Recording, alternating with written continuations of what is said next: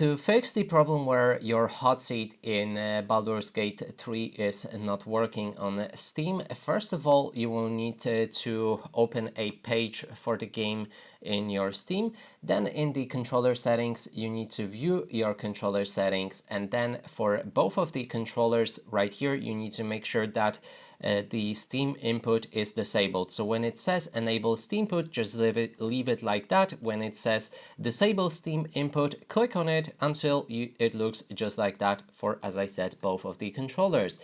Now when we have that, we need to launch our game, and then when we're inside of the game, we need to click on the A button on the Xbox controller,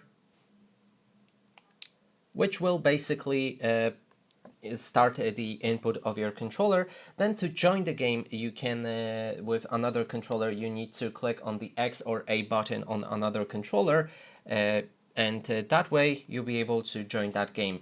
But as you can see right here,